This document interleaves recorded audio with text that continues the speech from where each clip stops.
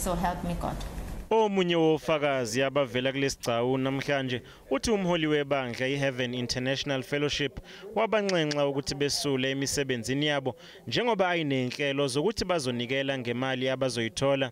Waphinde wabakhokhisa inkulungwane zamarandi ngesikhathi bethola umntwana. So that prophecy that he said when we got to church that you were going to have a child, the child was now there, and then he says you need to redeem the child. If you don't redeem, your first child, now it's going to be like a cursed child. You need to give money for him. So from the proceeds that my husband had, he gave over 100,000 for the child. Uthi ngesikhathi esedinga usizo lwemali sekukhona neinkinga emshadweni wakhe uMoleko wayemshaya indiva. At the point where I had woken up, now I'm angry, he's telling me to go to work, and I can see that all our resources have went to him. They have went to church, and I'm looking for answers.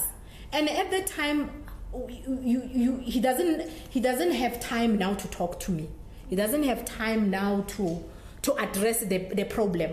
When I had money, because now we were supporting every month. When you bring money to him, it was a lot of money wasn't supposed to be EFT. It was money that was supposed to come cash. Because the things of God, you must do them cash, and then he will bless the money so that it can stretch and go far and everything. Uthi manje usengumuntu ohlukile ngenxa yesikhathi yasichitha kuleli bandla. In my mind, I didn't even understand that you can just go to church and you are under witchcraft spell at church. And I knew that thing that I say is a witchcraft spell, it happened to me. Today, as I'm here, I'm not that whole person that I was.